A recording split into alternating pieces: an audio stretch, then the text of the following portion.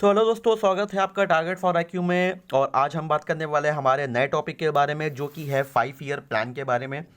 तो दोस्तों, कुछ स्टूडेंट्स ने, कुछ एस्पिरेंट्स ने ये कमेंट में बॉक्स में मेंशन किया था कि 5 ईयर प्लान जो है हमारे लिए सर काफ़ी इंपॉर्टेंट है। और मुझे कुछ पर्सनल रिक्वेस्ट भी आई कि सर 5 ईयर प्लान पे एक वीडियो प्लीज़ बना दीजिए, क्योंकि जो इंपॉर्टेंट पॉइंटर्स हैं वो उनको रेड करना जो है शॉर्ट टाइम में उनके कवर हो जाए, तो ये उनके लिए काफ़ी बेनिफिशियल होगा अपकमिंग एग्जाम के लिए, जो भी आपके UPPCS जे है, ईड या फिर अपकमिंग जो भी एग्जाम्स है। तो 5 ईयर प्लान देखिए जी, ये जो 5 ईयर प्लान का टॉपिक है, ये हमेशा से एग्ज़ाम का काफ़ी इंपॉर्टेंट टॉपिक रहा है। और इसमें कुछ एरियाज ऐसे भी हैं जो कि हमेशा पूछे जाते हैं, जैसे कि बीच में रोलिंग प्लान जो आए थे, जो जो 5 ईयर प्लान में गैप आया था, वो जो है किस ईयर में आया था। उसके बाद गरीबी हटाओ जो था, वो स्लोगन था, वो किस 5 ईयर प्लान में इंक्लूडेड था। उसके बाद फिर 1991 में जो इकोनॉमिक लिबरलाइजेशन आया था, ठीक है, जो उस समय जो नए चेंजेस लाए गए थे, उस समय कौन सा 5 ईयर प्लान चल रहा था। तो इन सब चीज़ों को लेकर हमेशा क्वेश्चन बनते रहे हैं, ठीक है। और 1 से 2 क्वेश्चन आप हर एग्जाम में पूरी उम्मीद कर सकते हैं कि इससे बनता ही बनता है। तो इसी के साथ मैं इस वीडियो को शुरू करूंगा, और इसमें सारे इंपॉर्टेंट पॉइंट्स जो है वो मेंशन करने की पूरी से पूरी कोशिश की है, और मुझे नहीं लगता कि कोई भी चीज़ इससे बाहर पूछी जाएगी। तो ठीक है, तो इसी के साथ हम इस वीडियो को शुरू करते हैं और देखते हैं कि हर एक प्लान में क्या क्या बात की गई है, ठीक है। तो इसे शुरू करते हैं। तो सबसे पहले हम 5 ईयर प्लान के बारे में कुछ चीज़ें जान लेते हैं कि 5 ईयर प्लान एक्चुअली होता क्या है, क्या इंपॉर्टेंट पॉइंट्स है, उसके बारे में हम सारी डिटेल में बात करेंगे। तो देखिए दोस्तों, द टर्म, मैं इंग्लिश ये लिखा हुआ है, मुझे पता है हिंदी मीडियम वाले भी कुछ स्टूडेंट्स हैं जिनको प्रॉब्लम होती है इंग्लिश में, लेकिन मैं आपको एक्सप्लेन करता चलूंगा हर एक चीज़, ठीक है। The term economic planning is use to describe the long term plan of government of India develop and coordinate the economy with efficient utilisation of resources. देखिए, इकोनॉमिक प्लानिंग का मतलब क्या होता है कि इसका मेन पर्पज़ ये होता है कि जो देश में जो हर देश जो है एक इकोनॉमिक प्लान एक प्लान बनाता है, जिसके अकॉर्डिंग वो ये डिसाइड करते हैं कि देश के जो रिसोर्सेज हैं, देश के जो फंड्स हैं, रिसोर्सेज हैं, उनको देश के डेवलपमेंट के लिए किस तरह से यूज़ करना, ताकि हम एक प्रगतिशील देश बन सके, ठीक है। डेवलप्ड या फिर डेवलप्ड जो है वो नेशन बन सके, ठीक है। तो किस तरह एफिशिएंट यूटिलाइजेशन हो सकता है इसका, रिसोर्सेज का, ठीक है। तो ये इकोनॉमिक प्लानिंग का मतलब होता है कि किस तरह हम अपने जो रिसोर्सेज है, फंड्स को हैं, वो यूज़ कर सकते हैं, ताकि हर एक क्षेत्र की डेवलपमेंट और कोऑर्डिनेट कर सके हर एक क्षेत्र के साथ। तो ये इकोनॉमिक प्लानिंग का जो आइडिया था, वो 5 ईयर का, जो 5 ईयर का हर इकोनॉमिक प्लानिंग जो 5 ईयर की होती है, वो आइडिया था सोवियत यूनियन से लिया गया था। उस समय सोवियत यूनियन था, अब इस समय वो टूट गई, रशिया अलग निकल गया, बाकी सब कंट्रीज अलग निकल गई हैं। तो सोवियत यूनियन से ये आइडिया लिया गया था, किसके द्वारा? पंडित जवाहरलाल नेहरू, जो पहले प्राइम मिनिस्टर थे देश के, ठीक है। तो ये आइडिया उनका जो है शुरू किया गया था। तो याद रखिएगा, ये इंपॉर्टेंट क्वेश्चन बन सकता है कि किसने शुरू किया था, ठीक है। अच्छा, ये उसके बाद फिर प्लानिंग कमीशन, जो प्लानिंग कमीशन जो है 5 ईयर प्लान जो है दोस्तों, ये जो रेगुलेट और गवर्न करती है वो है प्लानिंग कमीशन, इसको गवर्न करती है। तो प्लानिंग कमीशन का सेटअप कब हुआ था? 15 मार्च 1950 को। और पहला जो 5 ईयर प्लान था, ठीक है, वो 1951 में शुरू हुआ था। ये क्वेश्चन मैंने एक देखा था कि किसी एग्जाम में ये मैं आपको मेंशन किया था कि उसमें क्वेश्चन पूछा गया था कि पहला 5 ईयर प्लान जो है किस साल में शुरू हुआ था। तो कि इंपॉर्टेंट याद है। उसके बाद अब जो है प्लानिंग कमीशन का कॉन्सेप्ट जो है ख़त्म हो चुका है, क्योंकि जब NDA गवर्नमेंट आई, मोदी जी की जो गवर्नमेंट आई, तो उन्होंने प्लानिंग कमीशन को हटा करके नीति आयोग शुरू किया, ठीक है। और नीति आयोग का प्लान थोड़ा ऑलमोस्ट सेम था, लेकिन कुछ चेंजेस है प्लानिंग कमीशन के बाद से। और प्लानिंग कमीशन जो 2014 में डिसोल्यूशन हो गया था, उसका हटा दिया गया था। उसके बाद नीति आयोग शुरू किया गया, जिसका फुल फॉर्म है national institution for transforming India, ठीक है। इसको शुरू किया गया था 1 जनवरी 2015 को। और मॉन्टेक सिंह जो थे वो लास्ट डिप्यूटी चेयरमैन, जो जब ये कमीशन डिसॉल्व हुआ था प्लानिंग कमीशन वाला, तो उसके जो लास्ट चेयरमैन थे मॉन्टेक सिंह अहलूवालिया थे। उसके बाद 5 ईयर प्लान जो है, अब नीति आयोग जो है वो 3 तरह का प्लान पे वर्क करता है। एक 3 ईयर प्लान पे, एक 7 ईयर की स्ट्रेटेजी बनाता है, और एक 15 ईयर का, मतलब 3 तरह के दृष्टि से काम करने की कोशिश करता है। एक 3 साल के प्लान पे कि 3 साल में हमें क्या अचीव करना है, एक 7 साल पे कि 7 साल में हमें हमारे पास क्या उपलब्धि होनी चाहिए, और एक 15 साल का जो दूरदृष्टि है कि देश 15 साल में कैसा दिखना चाहिए, वो इन प्लान पे वर्क करते हैं, ठीक है। तो ये ध्यान रखिएगा, मैं इंपॉर्टेंट पॉइंट्स के तौर पर आपको बता रहा हूँ, ठीक है। उसके बाद पंडित नेहरू जो थे वो पहले चेयरमैन थे प्लानिंग कमीशन के, हाईली इंपॉर्टेंट थिंग, ये ध्यान रखिएगा, ठीक है। पंडित नेहरू जो थे वो पहले चेयरमैन थे प्लानिंग कमीशन के, ठीक है।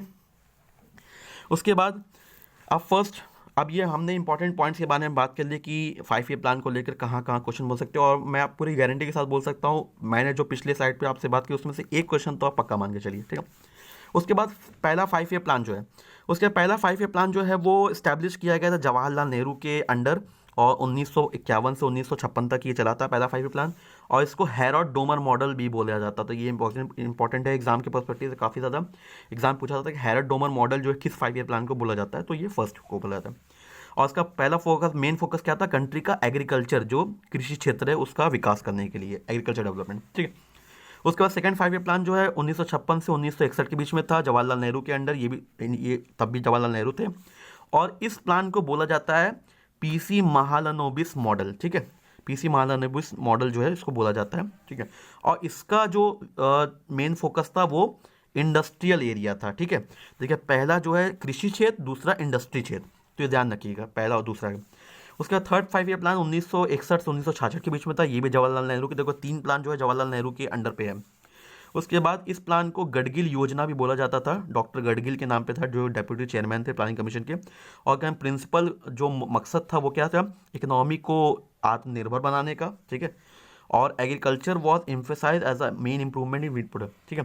एग्रीकल्चर को एम्फेसाइज किया गया था और वीट प्रोडक्शन पे ध्यान दिया गया था, मतलब गेहूँ के उत्पादन पे, ठीक है। उसके बाद due to war and drought, देखिए जो आपको पता है कि 1962 में हमारे जंग हुई थी, ठीक है, चाइना से, तो उस समय जो है, और उस समय सूखा भी पड़ गया था, तो उसकी वजह से ये प्लान जो है वो जो टारगेट था अचीव नहीं कर पाया था। टारगेट ग्रोथ था 5.6% का, बट 2.4% ग्रोथ ही अचीव की गई थी।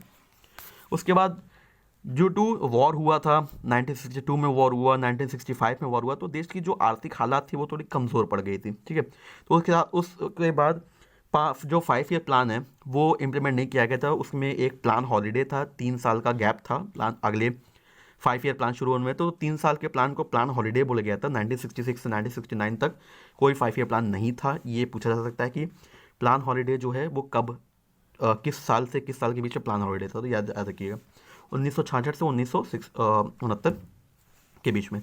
गवर्नमेंट अनाउंस किया कि 3 एनुअल प्लान, अच्छा यहाँ पे देखिए हर एक साल अलग प्लान था, मतलब 66 से 67 एक प्लान, 67 से 68 एक प्लान, 68 से 69 एक प्लान, ठीक है, हर साल अलग प्लान था। अभी तक हम लोग क्या देख रहे थे कि 5 साल का एक ही प्लान था, लेकिन 3 साल जो इस तरह के देश जो आर्थिक हालात से गुजरा था उस समय जो है हर एक साल के लिए एक एक प्लान बनाया गया ताकि उसको अचीव किया सके। उसके बाद इंडो पाकिस्तानी सीनो इंडियन वॉर्स भी हुए थे, जो कि प्लान के फेल होने के, प्लान के कैंसिल होने के एक मुख्य कारण थे। इंडो पाकिस्तान, इंडिया पाकिस्तान का वॉर जो हुआ था उससे, और इंडिया चाइना का जो है सीनो इंडियन वॉर, ठीक है।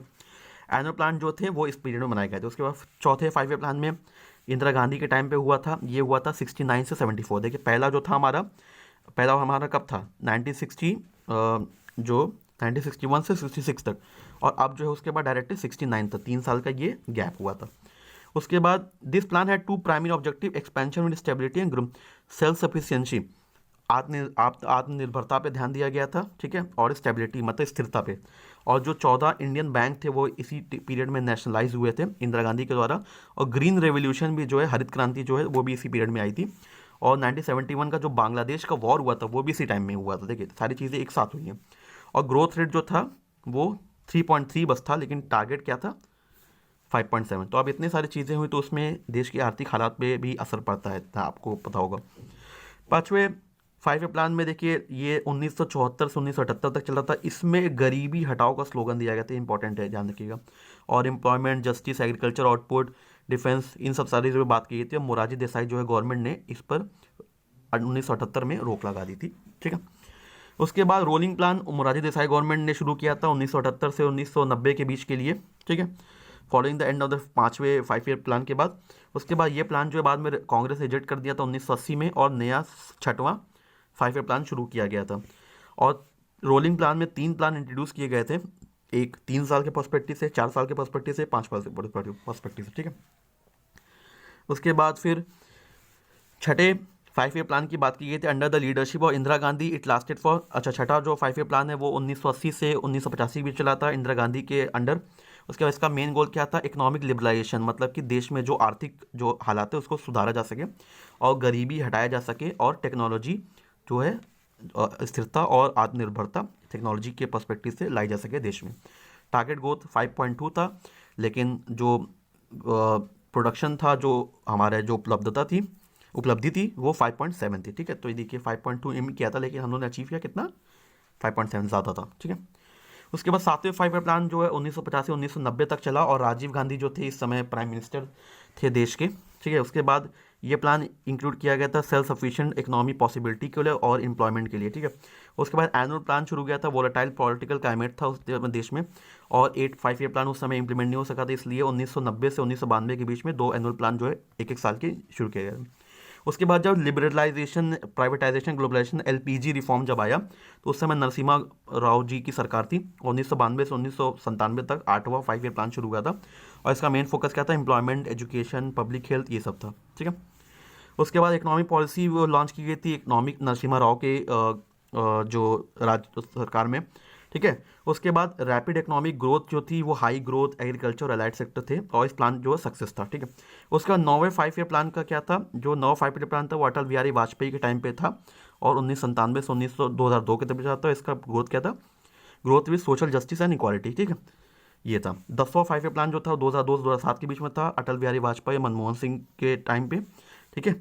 उसके बाद गोल क्या था इसका, double India per capita income, ठीक है। इंडिया के पर कैपिटा हर आदमी की जो आय है वो उसको दोगुनी करने की लक्ष्य था। उसके बाद जो 11 5 ईयर प्लान था वो 2007 से 2012 के बीच में था, मनमोहन सिंह जी की सरकार थी, प्राइम मिनिस्टर थे वो इस टाइम पे, और सी रंगराजन जो थे इंचार्ज थे। और इस प्लान का जो कि ये थीम हमेशा पूछा था कि रैपिड और मोर इंक्लूसिव ग्रोथ जो है वो किस 5 ईयर प्लान में था, वो 11 5 ईयर प्लान था। और 12 5 ईयर प्लान जो था 2002 2012 2017 के बीच में था, और मनमोहन सिंह उस समय भी प्राइम मिनिस्टर थे, और मेन फोकस इसका क्या था, faster, more inclusive, sustainable growth. तो ये देखिए थीम बेस्ड क्वेश्चन पूछा जाता है। मैंने 2 क्वेश्चन इसमें देखे हैं कि इसे पूछा गया था ये थीम जो है किस 5 ईयर प्लान में थी, ये थीम किस 5 ईयर प्लान में थी। तो उस एक्सपीरियंस के बेसिस में आपको बता रहा हूँ कि इसको ध्यान रखिएगा थीम की वजह से। तो इन दोनों 5 ईयर प्लान को थीम की वजह से याद रखिएगा, ठीक है। तो इसी के साथ हमने सारी बातें की, और हमने इतने टाइम में ही सारे 5 ईयर प्लान के बारे में डिस्कस कर लिया, और मैंने जो जो इंपॉर्टेंट टॉपिक्स थे, जो इंपॉर्टेंट पॉइंट्स है जहाँ पे आपको क्वेश्चन बन सकते हैं, वो हर एक चीज़ पूरी करने की पूरी कोशिश की है। एंड मुझे नहीं लगता कि इससे ज़्यादा आपको कुछ पूछा जाएगा। सो इस हार्ड वर्क के लिए मैं आपसे सिर्फ एक ही रिक्वेस्ट करूँगा, इस चैनल को प्लीज़ सब्सक्राइब करें, इस वीडियो को ज़्यादा से ज़्यादा लाइक करें, एंड सो दैट कि वो हमारे लिए मोटिवेशन होगा, सो दैट हम आपके लिए नए नए वीडियो बनाते रहें फ्री ऑफ कॉस्ट, ताकि हर किसी को इन्फॉर्मेशन मिल सके, ठीक है। तो तब तक के लिए मैं आपसे अलविदा लूँगा, एंड हम अपने वीडियो के साथ अनदर वीडियो के साथ ज़रूर आएंगे, और अपने कमेंट से हमें ज़रूर बताएं कि आपको कौन सी वीडियो, कौन से टॉपिक पे आपको वीडियो चाहिए, सो दैट कि हम उस पर वर्क कर सकें, ठीक है। तो तब तक के लिए thank you and good bye.